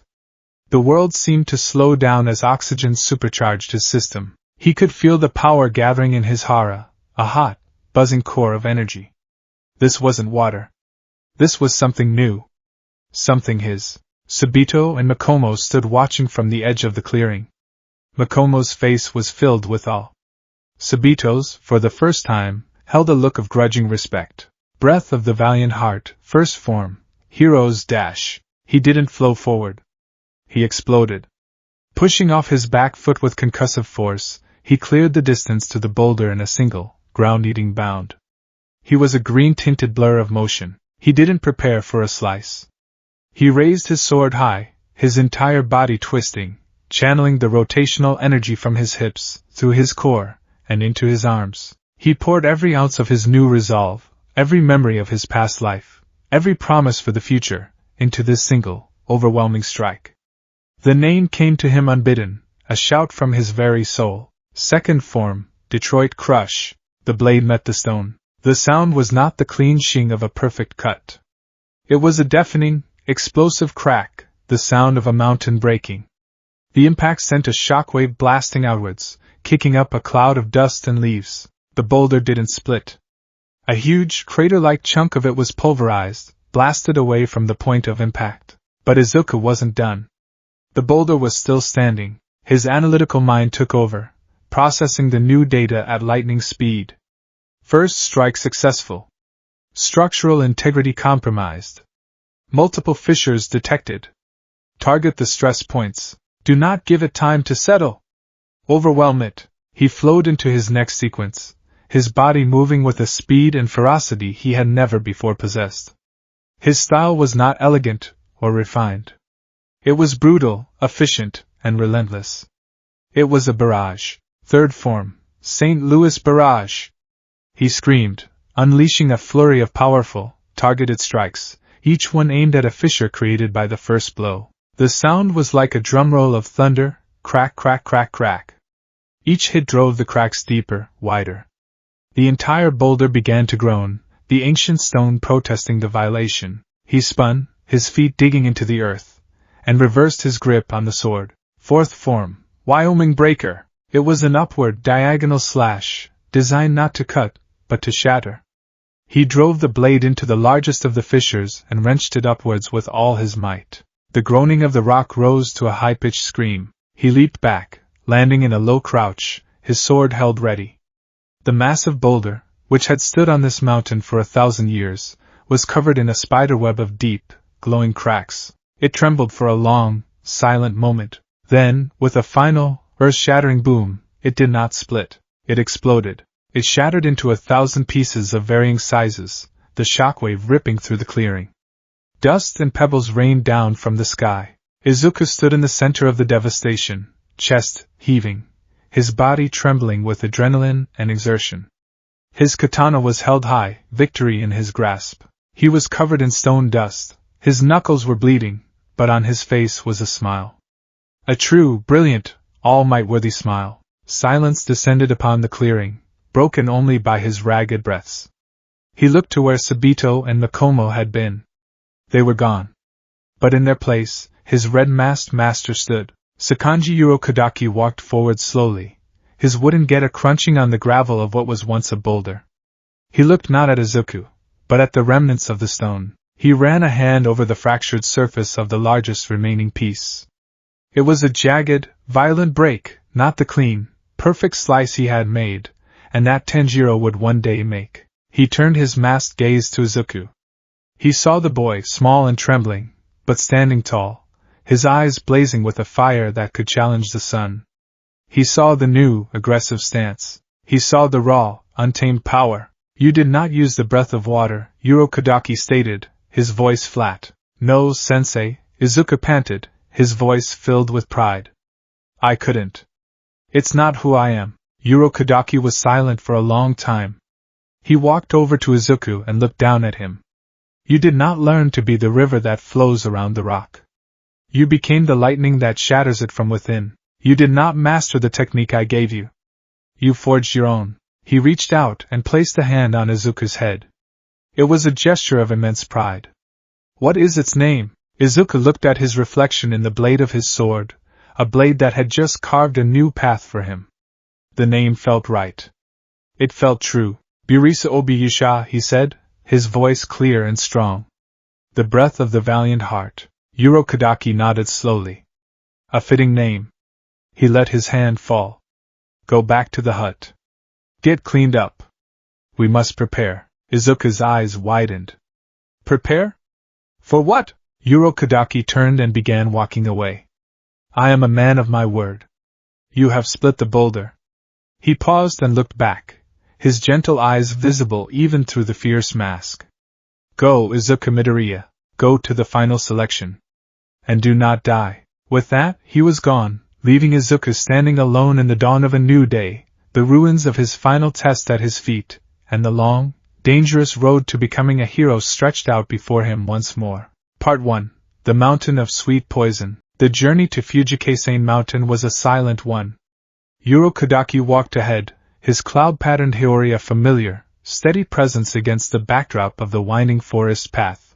Izuku followed a few paces behind, his mind a whirlwind of anxiety and anticipation. He wore the traditional blue, cloud-patterned jinbei that Urokodaki had prepared for him, and at his hip, the katana that had shattered the boulder was now his to wield. It felt both impossibly heavy and comfortingly solid. Urokodaki had given him one final gift before they left, a fox mask, similar to the one Sabito and Makomo had worn. It was carved from wood and painted white, with fierce red accents around the eyes and a soft blue sunburst on the cheek. A warding mask, Urokodaki had called it, meant to protect him. Izuku tied it to the side of his head, feeling the weight of the old man's hopes, and the ghosts of his fallen students, settling on his shoulders. When they finally reached the foot of the mountain, Izuku was stunned into silence. It was unlike any mountain he had ever seen. From the base to halfway up the slope, it was shrouded in a breathtaking canopy of luminous, purple flowers. Wisteria, Urokodaki said, his voice muffled by his mask. They bloom here year-round. And demons despise them. Izuku's analytical mind immediately kicked in, a familiar coping mechanism to quell the frantic beating of his heart. Despise them? Is it an allergen? A neurological agent? Or a purely psychological aversion based on folklore? The concentration of blossoms must release a high volume of specific volatile organic compounds. I wonder if the pollen has necrotic properties specific to demons' cellular structure. The scent is strong, almost cloying. It could act as a powerful irritant, overwhelming their heightened senses, or perhaps. Enough muttering, Kadaki chided, though there was no real heat in his voice. He placed a firm hand on Izuku's shoulder. The top of the mountain is a prison. It is filled with demons captured by the Demon Slayer Corps. They cannot escape because of the wisteria. The test is simple: survive up there for 7 nights. That is all. That is all. The words hung in the air, heavy with unspoken danger. Survive. Kadaki knelt, bringing himself down to Izuku's eye level. Izuku Midoriya. You have a good heart. A brilliant mind. And a spirit that refuses to break. But you are also reckless, and you carry a burden no child should have to bear. Remember your training. Trust your instincts. And do not forget why you are here. To save people, Izuku whispered, the words a sacred vow. To save people, Kadaki repeated, a flicker of pride in his eyes. Now go. And come back alive. Izuku took a deep breath, the sweet, heavy scent of wisteria filling his lungs. He gave his master one last, determined nod, and then turned to face the stone steps that led up into the purple haze. He was one of maybe 20 other candidates, a motley group of teenagers, each with their own sword and their own story of law etched onto their faces. They were all silent, their expressions ranging from grim determination to barely concealed terror. Izuku immediately began to catalog them, another old habit dying hard. A boy with a prominent mohawk and a surly expression, radiating aggression. A girl with a butterfly-patterned hairpin, her face a serene, almost detached mask. A boy with bright yellow hair who seemed to be vibrating with anxiety, looking like he was on the verge of tears. Diverse group, varying levels of confidence. The aggressive ones might be prone to rushing in. The scared ones could be liabilities, or they might have a hidden strength born of desperation. The calm ones are the most dangerous. At the top of the stairs, 2 young girls with identical haircuts and placid expressions welcomed them. They spoke in unison, their voices soft and airy, explaining the rules in a monotone that did little to soothe Izuku's frayed nerves. As they spoke, Izuku's gaze drifted past them, into the dark forest that lay beyond the wisteria's protective embrace. The air up here was different. The sweet scent of the flowers was gone, replaced by a coppery, metallic tang that made the hairs on the back of his neck stand up. It was the scent of old blood and malice. We wish you luck, the girls chirped in unison, bowing deeply. With that, the test began. The candidates surged forward, melting into the shadows of the forest, each one alone. Izuku took a moment, his hand resting on the hilt of his sword, and took one last look back at the shimmering wall of purple. He was now in enemy territory. The prison gates had closed behind him. The first night was a symphony of screams. Izuku didn't rush deep into the forest. His heroic instincts, honed by years of urban search and rescue, screamed at him to first establish a defensible position and gather intelligence. He found a small, shallow cave carved into the side of a rocky outcrop, one with a narrow entrance that would prevent him from being swarmed. From his vantage point he watched. He listened. The distant shrieks of his fellow candidates were a grim reminder of the stakes. He didn't let the fear paralyze him. He let it sharpen his senses. He began to fill a new, small notebook he'd brought, his brush flying across the paper in the faint moonlight. Fujikase Mountain Night 1 observations. Demon population, at least several dozen, likely more. Mostly low-level, unintelligent types. They seem to hunt based on sound and scent. Patrol patterns, seemingly random, but there's a higher concentration of activity in the lower, flatter areas of the forest. They appear to be drawn to the sounds of combat. A feedback loop, one fight attracts more demons, leading to a swarm. Survival strategy primary, avoidance. Stick to high ground and dense foliage. Mask scent where possible, mud stream water. Move slowly and deliberately. Survival strategy secondary. If engagement is unavoidable, make it decisive. Use terrain to your advantage. Bottlenecks, choke points, verticality. End the fight in a single sequence. Do not allow it to become a prolonged battle. His first encounter came near dawn. A low-level demon, a shambling creature with elongated limbs and skin like bark, stumbled upon his hiding place. Its eyes, milky white and devoid of intelligence, fixed on him. It let out a guttural hiss and lunged. Izuku's heart hammered, but his training took over. He didn't meet it head-on. He used the narrow entrance of the cave as a choke point. Analyze. Plan. Execute. He waited until the demon was halfway through the opening, its limbs tangled and its movement restricted. Breath of the valiant heart, first form, hero's dash. He exploded from his crouch, not forward, but sideways, using the cave wall to kick off and change his vector. He shot past the demon, his blade a blur in the dim light. Fifth form, Manchester slice. It was a clean, horizontal cut, a technique he developed that mimicked the water surface slash but with more explosive power behind it. The blade passed through the demon's neck with a wet, tearing sound.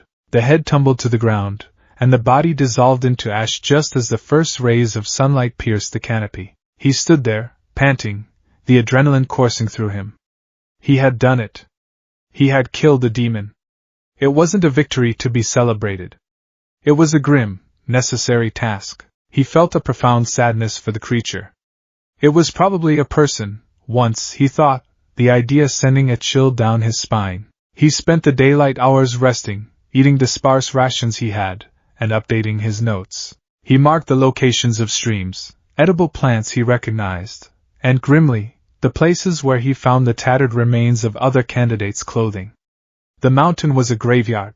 Part 2, a different kind of strength. On the third night, Izuku's philosophy of heroism was put to the test. He was moving along a ridge when he heard sounds of a desperate fight below. Peeking through the undergrowth, he saw two demons cornering a single candidate. The boy was terrified, his swings wild and panicked, his breathing ragged. He was already wounded, a deep gash on his arm bleeding freely. Izuku's mind presented two logical options. Option A, the optimal survival strategy. Ignore the fight. The sound will attract more demons to that location, drawing attention away from him. Use the opportunity to move to a safer area. Option B, the hero's imperative. Intervene. Save the boy.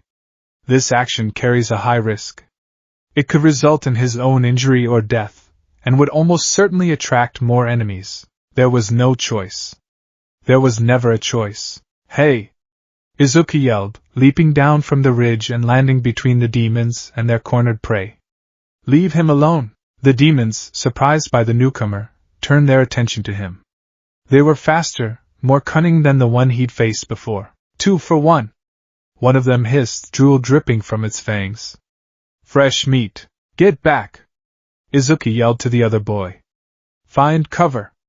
Now! The boy, shocked but grateful, scrambled away. Izuku was now facing two demons alone. He didn't have a bottleneck this time. This was an open-field engagement. Don't panic. Analyze. He dodged a claw swipe from the first demon, the wind of its passage stirring his hair. He immediately noted its attack pattern, wide, telegraph swings, relying on brute force. The second demon was smaller, faster, circling him, looking for an opening. A classic pincer attack. Okay. Take out the fast one first. It's the bigger threat. He used Hero's Dash to create distance, putting both demons back in front of him. He needed an area of effect attack, something to disrupt their coordination. Breath of the Valiant Heart, 6th form, Delaware Cyclone. It was a spinning attack, less of a clean cut and more of a devastating whirlwind of steel. It wasn't as elegant as a water wheel, but it was brutally effective. He became a vortex of motion, forcing both demons to leap back. The maneuver bought him the half-second he needed. He focused on the smaller, faster demon. As it landed, momentarily off balance, he was already there. 5th form, Manchester Slice. He decapitated it before it even knew what was happening. The larger demon roared in fury and charged. Izuku met it head-on. There was no time for finesse. He ducked under a clumsy, full body tackle and came up behind it. Second form, Detroit Crush. His blade came down with the force of a falling anvil, shattering the demon's spine and cleaving through its neck in a single, brutal chop. Silence. 2 more piles of ash began to dissipate in the night air. Izuku stood panting, his muscles screaming. He had won, but it had cost him precious energy. He turned to the boy he had rescued, who was staring at him with wide, fearful eyes. "Are you okay?" Izuku asked, his voice still catching in his throat. You saved me," the boy stammered. "I thought I was dead." "What's your name?" "Kyo," the boy whispered. I'm not strong enough for this." "You survived." "That's strong enough," Izuku said, his voice firm. He tore a strip of cloth from his own sleeve. "Here. For your arm. We need to bind it tight." As he tended to Kyo's wound, an idea began to form in his mind. An idea born from a lifetime of believing in teamwork. "Listen to me," Izuku said, his green eyes intense. "Alone we're prey. Together we might have a chance. I'm a strategist. I'm good at analysis. You're fast. You can act as a scout, or a distraction. We can cover each other's weaknesses." Kyo stared at him, hope warring with fear in his eyes. The unspoken rule of final selection was that it was every man for himself. But this boy, with his strange muttering and his even stranger, explosive fighting style, was offering an alliance. "Okay," Kyo said, nodding slowly. "Okay. I'll fight with you." Over the next 2 days, Izuku's squad grew. They found another candidate, a silent, pragmatic girl named Akari, who was a master of stealth and tracking. She had been surviving by never fighting at all, but her luck was running out. Izuku's offer of a coordinated group, a team with a plan, was too logical to refuse. Izuku became their leader. He wasn't the strongest, and he certainly wasn't the most skilled swordsman. But he was the smartest. He was the hero. He delegated tasks, planned their movements, and coordinated their attacks. Kyo would act as a fast-moving skirmisher, drawing demons into traps. Akari would scout ahead, identifying threats and safe routes. And Izuku would be the heavy hitter and the shot caller, the one who analyzed the enemy and created the opening for the final blow. They worked. They survived. They protected each other. For the first time since the test began, Izuku felt a flicker of hope. He wasn't just surviving. He was saving people. Part 3. The Hand of Despair. It was the final night. The air was thick with tension. 7 nights of hell were almost over. Izuku's small team had made it, battered and bruised, but alive. They were making their way towards the eastern side of the mountain, where the wisteria-covered exit was supposed to be. That's when they smelled it. A scent so foul, so overwhelmingly putrid, it made their eyes water. It was the smell of 100 rotting corpses, a smell of ancient, profound evil. Then they saw it. It was a demon of grotesque proportions. Its body was a lumpy, greenish mass of flesh, so large it had to crawl, its passage toppling trees. But its most horrific feature was the arms. Dozens, perhaps hundreds, of arms sprouted from its bloated torso, writhing like a nest of snakes.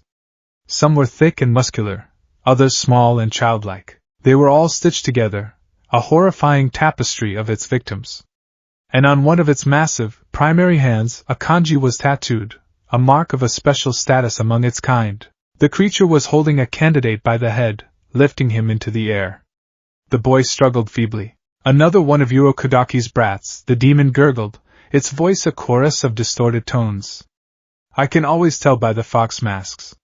He promised he'd protect you, didn't he?"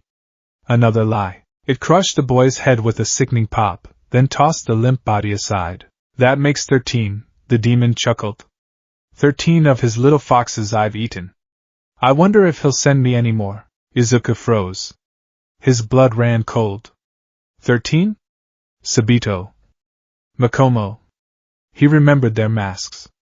He remembered the story Urokodaki had never told, the story of his other students who never returned from this mountain. This was it. This was the monster that had killed them. Rage, pure and incandescent, unlike anything he had ever felt, washed over him. It was a cold, sharp fury that burned away his fear. "Kyo, Akari, get back," he said, his voice dangerously low. Get as far away as you can. Now. Izuku, no! Kyo cried. You can't fight that thing. It's a monster. That's the hand demon, Akari whispered, her face pale with terror. It's been trapped on this mountain for decades. It's killed dozens of candidates. No one can beat it. I'm not leaving you. Kyo insisted. That wasn't a request, Izuku said, turning to look at them.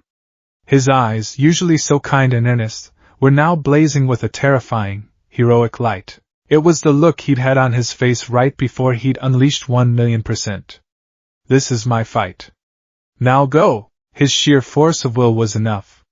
Kyo and Akari, terrified but trusting him, scrambled back into the trees, hiding themselves. Izuku turned back to the hand demon. He drew his sword, the blade humming in the tense air, the demon's many eyes fixed on him. Oh?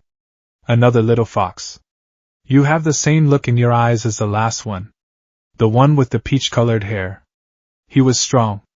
He almost cut my neck. It laughed. Almost, Sabito. The name hit Izuku like a physical blow. This creature had killed him. It had killed Makomo. I'm going to do more than almost, Izuku growled. He knew he couldn't win with a direct assault. The demon was too big, too strong.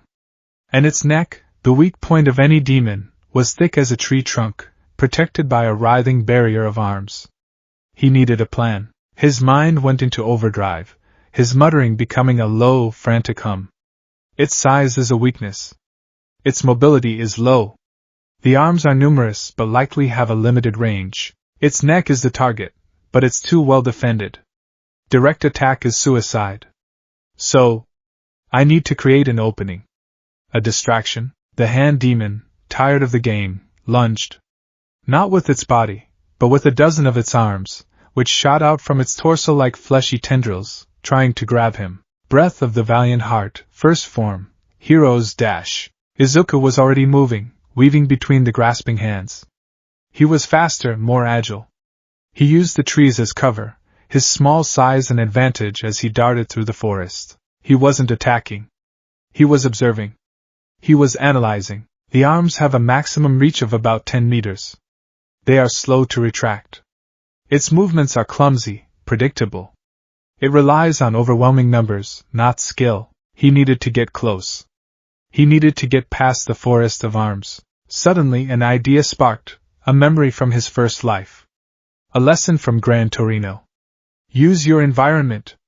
Don't just move on the ground. He ran straight towards a massive cedar tree, and at the last second, leaped. His feet hit the trunk, and with a burst of TCB-fueled power, he ran straight up the side of it. He launched himself off the tree, soaring over the demon's grasping hands. Seventh form, float. He yelled, naming the maneuver on the fly. He was airborne, a perfect position.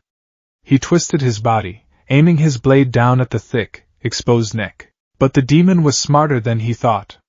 A single, massive arm, its main one, shot up and swatted him out of the air like a fly. Izuku cried out as he was slammed into the ground. The impact was brutal, knocking the wind out of him and sending a blinding flash of pain through his shoulder. He heard a sickening crack. His left arm was broken. He rolled, gasping, clutching his useless arm. The demon loomed over him, a victorious, hungry smile on its face. Clever little fox, it gurgled. But still just meat. It raised a dozen hands, preparing to crush him into paste. Izuku gritted his teeth, tears of pain and frustration in his eyes. He was going to die. He had failed. Izuku! A figure shot out of the trees. It was Kyo. His face was a mask of terror, but he held his sword high, his knuckles white. He had disobeyed. He had come back. Get away from him!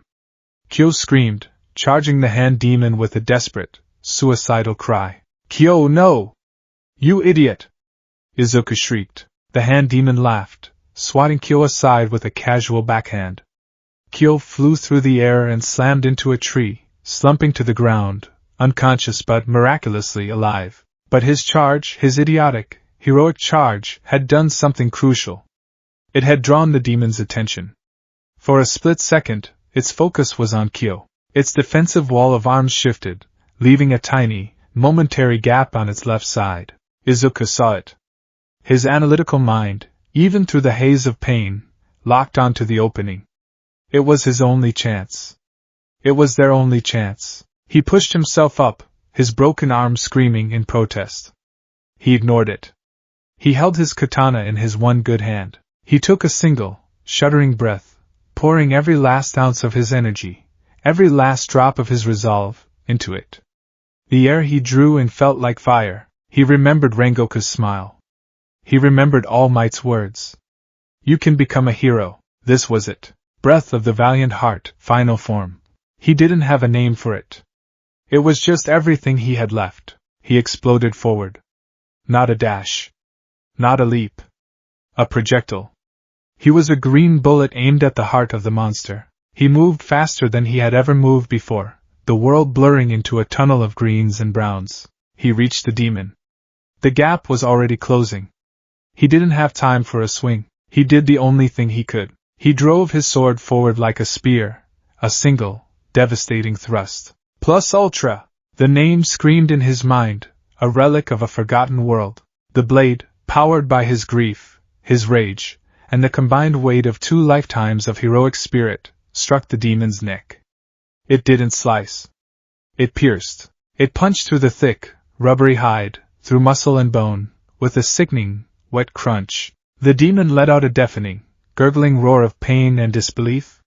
It stumbled back, trying to pull the sword from its neck, but it was lodged too deep. Izuku, his momentum spent, collapsed to his knees, his good arm trembling, his vision starting to go dark. The hand demon thrashed, its many arms flailing wildly. It took a step, then another, before its legs gave out. It fell to the ground with a tremor that shook the forest. Its eyes, full of shock and hatred, stared at the small boy who had defeated it. Curse you! It rasped, and then, as the first rays of the morning sun crested the horizon, its massive body began to crumble, turning to ash until nothing was left but a single, pristine katana, sticking upright in the dirt. Izuku stared at the spot, his breathing ragged. He had done it. He had avenged them. He heard a groan and turned to see Kyo stirring. A few moments later, Akari emerged from the trees, her face pale but her eyes wide with disbelief. They had survived. Tears, hot and relieving, finally streamed down Izuku's face. He looked at his friends, at the rising sun, and then he let the darkness claim him, a weary, triumphant smile on his lips. Part 1. The color of a hero's soul. Waking up was a slow, agonizing process. The first sensation was pain, a dull, throbbing ache that radiated from his left shoulder, a sharp counterpoint to the exhaustion that seemed to have settled deep in his bones. The second was the scent of antiseptic herbs and clean linen. The third was the gentle, rhythmic sound of someone sweeping nearby. Izuku's eyes fluttered open. He wasn't in the blood-soaked forest of Fujikasane Mountain. He was lying on a soft futon in a sunlit room, his broken arm bound tightly in splints and bandages against his chest. The morning light streamed through a shoji screen, painting golden bars across the floor. He pushed himself up with his good arm, wincing as a jolt of pain shot through his shoulder. Easy there, a familiar voice chided gently. Izuku turned. Kyo, his arm also in a sling, was sitting by the wall, a grateful smile on his face. Across the room, Akari sat quietly, mending a tear in her sleeve, her usual stoic expression softened with a hint of relief. They were at the base of the mountain, in the wisteria-covered estate where the selection had begun. You're awake, Kyo said, his voice full of awe. We were worried. You were out for a whole day. You really did it, Izuku. You beat that thing. Izuku looked down at his bandaged arm, the memory of the final, desperate battle flooding back. We beat it, he corrected, his voice raspy. If you hadn't come back, I'd be dead. That was reckless and stupid, Kyo. He paused, a small smile touching his lips. And it was the bravest thing I've ever seen. Thank you? Kyo ducked his head, a blush creeping up his neck. I couldn't let it end like that. There were only 4 of them in the room. Besides Izuku, Kyo, and Akari, the only other survivor was the quiet girl with the butterfly hairpin, who sat by herself in a corner, radiating an unnerving calm. Izuku did a quick, grim calculation. At least 20 candidates had entered the forest. 4 had come out. a casualty rate of over 80%. The number was staggering, a cold weight in the pit of his stomach. Later that day, the two identical girls from the entrance ceremony gathered the survivors in a courtyard. They congratulated them on passing and officially welcomed them into the Demon Slayer Corps. The moment felt hollow, colored by the ghosts of those who weren't there. Now you will each choose the ore for your Nicaran sword, they chirped in unison, gesturing to a table covered by a cloth. The cloth was whisked away, revealing a dozen chunks of rough, dark metal. Tamahagain. The legendary sand iron that could absorb sunlight. The ore that will form the blade that will protect you and destroy demons, the girls explained. Choose with your heart. Izuku stared at the lumps of metal. His analytical mind wanted to assess them by weight, density, and texture, but the instructions were clear: choose with your heart. He closed his eyes, taking a deep breath, and tried to feel for something. A connection. A resonance. He let his instincts guide him, his hand hovering over the different ores. One felt cold. Another felt inert. Then his fingers passed over a particular chunk, and he felt a faint, familiar warmth. It was a strange, buzzing sensation, a faint echo of something he had lost, a whisper of power from a forgotten lifetime. It felt like home. He picked it up.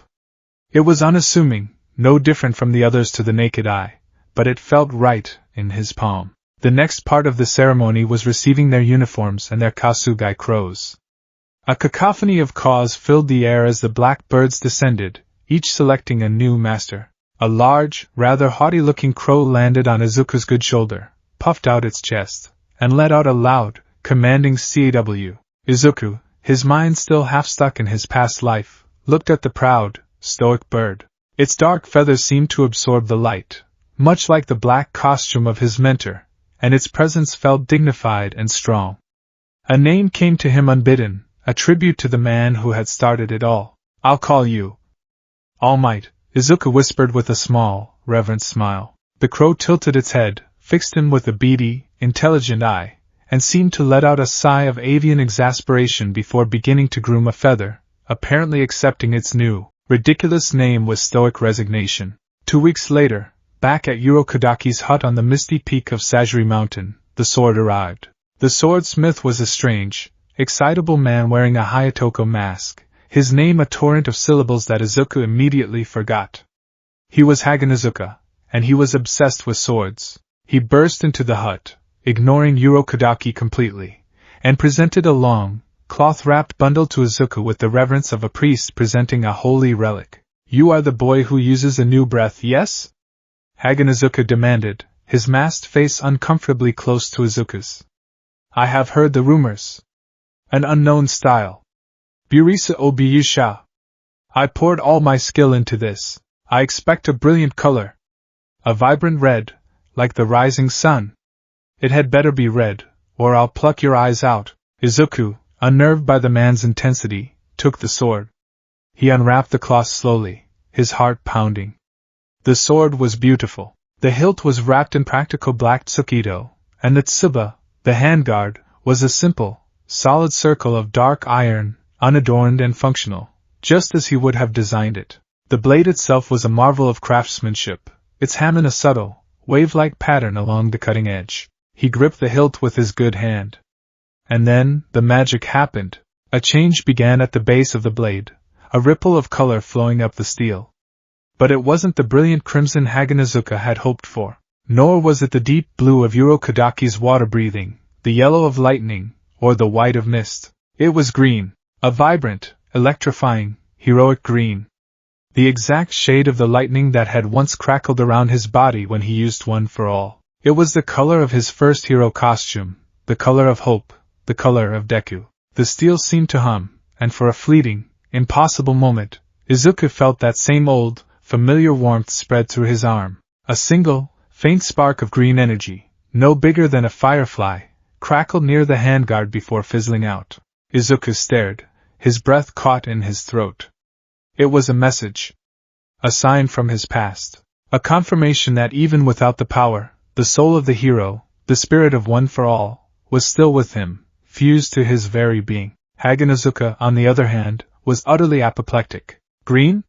He shrieked, throwing his hands in the air. What is this? I've never seen a green blade. It's the color of mold. Of swamp water. Is your breathing style breath of the sickly bamboo? You have disappointed me. I hate you! He launched himself at Izuku, flailing wildly. Urokodaki, with a sigh, intervened, holding the frantic swordsmith back. Haganazuka-san, calm yourself, the old master said. The color of the blade reflects the user's spirit and aptitude. Green is simply unheard of. It is unique. A great honor. It's an insult to my craft. Haganazuka wailed, before finally storming out of the hut, vowing eternal vengeance upon Izuku and all his future descendants. Izuku just stood there, holding his green sword. Urokodaki placed a hand on his shoulder. The blade has chosen its color, he said, a note of wonder in his voice. It has recognized the core of your being. A valiant heart, indeed. Izuku looked from the blade to his master, a slow, determined smile spreading across his face. He was no longer just a student. He was no longer a victim. He was a demon slayer. And he had a job to do. Part 2, The Whispering Town. His first mission came 3 days later. Izuku was in the middle of his rehabilitation training, one-armed sword swings to prevent his skills from rusting, when his new crow companion descended from the sky, landing gracefully on the porch railing. Call! Call! All Might squawked, his voice deep and authoritative. Mission! Mission! Go northwest to the town of Kagechi. Young women are disappearing. Call! Disappearing at night. Investigate and slay the demon. Go now! Izuku's heart leaped into his throat. His first mission.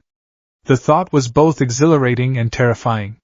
He quickly packed a small bag with rations, medical supplies, and a fresh notebook. He strapped his vibrant green sword to his hip, tied his fox mask securely to the side of his head, and bowed deeply to Urokodaki. I'm going, sensei. I know, Urokodaki said, placing a hand on Izuku's good shoulder. Remember everything I have taught you. But more importantly, trust the things I could not teach you. Trust your mind. Trust your heart. And trust that blade. Izuku nodded, his expression solemn. I will. The journey to Kagechi took a full day of travel on foot. He arrived in the late afternoon, a nervous knot tightening in his stomach. Kagechi was a small, quiet town nestled in a valley, surrounded by dense, shadowy woods. It was picturesque, but an undercurrent of fear was palpable in the air. The streets were emptier than they should have been, and the few townspeople he saw hurried along, their gazes downcast, refusing to meet his eye. The windows were already being shuttered, even though the sun was still hours from setting. This wasn't a job for a sword, not yet. This was a job for a detective. His hero training under Sir Night-Eye, though a lifetime away, had taught him the paramount importance of investigation before confrontation. Rushing in was how heroes got killed. He found an inn and took a room, leaving his sword and pack behind. Dressed as a simple traveler, he began his work. He didn't ask about the disappearances directly. That would only frighten people and shut them down. Instead, he started gathering baseline data. He went to the local tea house, ordered a cup, and simply listened. He paid attention to the gossip, the hushed whispers, the things people weren't saying. He learned that 3 young women had vanished in the last month, always from their own homes, always on a new moon. The local authorities were useless, blaming it on bandits or elopements. He opened his notebook, the familiar ritual calming his nerves. Kagechi Mission Preliminary Intel. Victims, 3 young women, Hana, 17, Yumi, 19, Saki, 18. All vanished from locked rooms. No signs of forced entry. Timeline. Occurrences aligned with the new moon. Suggests a demon that is weakened by or prefers to avoid moonlight, even faint starlight. A creature of absolute darkness. Modus operandi. The lack of forced entry is the key. A demon with a phasing ability? The ability to turn gaseous or liquid? Or perhaps something that manipulates space? A blood demon art is almost certain. Town layout. Kagechi is small, but the surrounding woods are dense. The demon likely has a lair nearby, but retreats there during the day. The disappearances are from homes on the edge of town, closest to the forest. He spent the rest of the afternoon walking the town, but not aimlessly. He was mapping it. He paced out the distances between the victims' homes. He noted the layout of the streets, the alleys, the blind spots. He created a mental three-dimensional grid of the entire area. He then went to the homes of the victims. He didn't try to go inside. He simply observed from the outside, his analytical gaze missing nothing. He sketched the houses, noting the position of windows, doors, and even the type of wood they were made from. At the third house, Saki's home, he noticed something. A faint, almost invisible trail of dark, viscous residue on the ground beneath her window, leading into the shadows of the nearby forest. It was barely a smear, something anyone else would have mistaken for mud, but Izuku's trained eye saw it for what it was, a clue. He knelt, inspecting it. It was dry, but it smelled faintly of decay and something else, something unnervingly sweet, like rotting flowers. He scraped a tiny sample into a piece of paper, tucking it away. By the time night fell, he had a working theory. The demon didn't phase through walls. It was small, possibly liquid or amorphous, able to seep through the small cracks in old wooden houses, under doors, through floorboards, or around window frames. It would enter, subdue its victims silently, and then drag them out the same way. The residue was a trace of its passage. The next new moon was tonight. He wasn't going to hunt the demon in the forest. That was its territory. He was going to make it come to him. He was going to set a trap. Part 3. The Analyst's Gambit. Izuku found the perfect location, an abandoned weaver's shed on the eastern edge of town. It was isolated, dilapidated, and most importantly, it had a single entrance and a few small, high windows. It was a perfect bottleneck. His plan was simple, but required careful execution.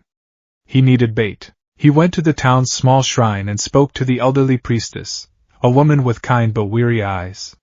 He showed her his uniform, his green sword. Her eyes widened.